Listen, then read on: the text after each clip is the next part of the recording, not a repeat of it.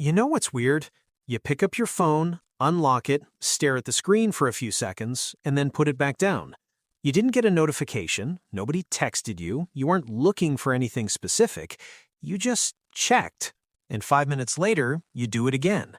If you've ever caught yourself doing this and thought, what the hell am I even doing? You're not alone. There's actual psychology behind why some people compulsively check their phone even when there's absolutely no reason to. Here's the thing that'll mess with you. Your brain isn't checking your phone for information, it's checking for relief. From boredom, from anxiety, from the uncomfortable feeling of just existing without stimulation. Your phone has become a pacifier. And just like a kid reaching for their blanket when they're nervous, you reach for your phone when your brain needs comfort. Except you're an adult, and this habit is quietly rewiring how your mind works. But before we dive in, if you're enjoying this exploration of human behavior, consider subscribing to Mura Psychology for more insights into the psychology that shapes who you are. Let me ask you something. How many times have you unlocked your phone today? Not because someone called or texted, but just because. Research from the University of Arizona found that the average person checks their phone 96 times per day. That's once every 10 minutes if you're awake for 16 hours. And here's the kicker. Most of those checks are completely automatic. Your hand reaches for your phone before your conscious mind even decides to. It's not a choice anymore. It's a reflex. The first trait you'll notice in people who check their phone compulsively is discomfort with stillness. They can't just sit, can't just wait, can't just be present in a moment without filling it. Standing in line at the grocery store? Phone. Waiting for a friend at a coffee shop? Phone. Sitting on the couch after dinner? Phone. The second there's a gap, a pause, a moment of nothing, the phone comes out. Because stillness feels wrong now. It feels boring, awkward, even slightly threatening. Psychologists call this low tolerance for boredom. But it's more than that. Your brain has been conditioned to expect constant stimulation. Every notification, every scroll, every new piece of content triggers a tiny hit of dopamine. And over time, your brain starts craving that hit. It doesn't matter if there's actually anything interesting on your phone. The act of checking itself provides the stimulation your brain is seeking. So you check, find nothing, feel slightly disappointed, and then check again 10 minutes later, hoping this time will be different. Here's what's wild. These people aren't necessarily addicted to social media or texting. They're addicted to the possibility, the maybe, the what if something happened.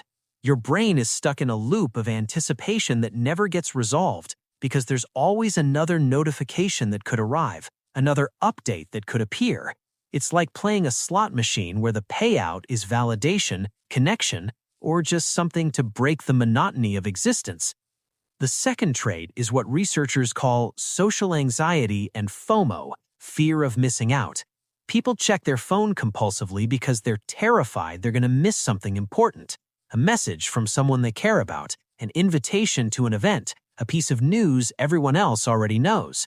Their brain has internalized this belief that being disconnected, even for 20 minutes, means being left behind, forgotten, excluded. Dr. Larry Rosen, a psychology professor who studies technology and behavior, found that people who check their phones frequently show higher levels of anxiety when they're separated from their devices. It's not just preference, it's genuine distress. Their nervous system responds to phone separation the same way it would respond to being separated from a loved one. The phone has become an extension of their social identity. Without it, they feel naked, vulnerable, cut off from the world. Think about it. How many times have you checked your phone hoping for a specific message from a specific person, and when it's not there, you feel this little drop in your chest? That's not neutral. That's your brain treating digital silence as social rejection. And to avoid that feeling, you keep checking, because maybe the next time you look, the validation you're craving will be there. The third trait is using phone checking as emotional avoidance. This is the one people don't talk about enough. A lot of phone checking isn't about the phone at all. It's about escaping whatever you're feeling in the moment. You're sitting with an uncomfortable emotion, anxiety, sadness, loneliness, restlessness, and instead of feeling it, you reach for your phone. The screen lights up, your attention shifts, And for a few seconds, you're not feeling the thing you were trying to avoid. Psychologically, this is called experiential avoidance. You're using your phone as a way to dodge your internal experience, and your brain learns that discomfort equals phone time, so the pattern gets stronger. Every time something feels hard, your hand moves toward your pocket. It becomes automatic. You don't even realize you're doing it. You just know that checking your phone makes the uncomfortable feeling go away, at least temporarily. The tragedy is that this avoidance prevents emotional processing. You never actually deal with the anxiety, the boredom, the loneliness. You just distract yourself from it. So it stays there, underneath, quietly building, and you need to check your phone more and more frequently to keep it suppressed. It's a cycle that feeds itself. The fourth trait is habit formation and environmental cues. Here's something that'll blow your mind. Most phone checking happens in response to specific triggers that you're not even aware of. You sit down at your desk, you check your phone. You finish eating, you check your phone. You get in your car, you check your phone.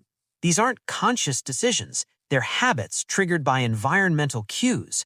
Research from Dr. Wendy Wood at USC shows that about 43% of daily behaviors are habitual, meaning you're not thinking about them, you're just doing them because that's what you always do in that context. Your brain has created a neural pathway that says this location or this activity equals phone checking.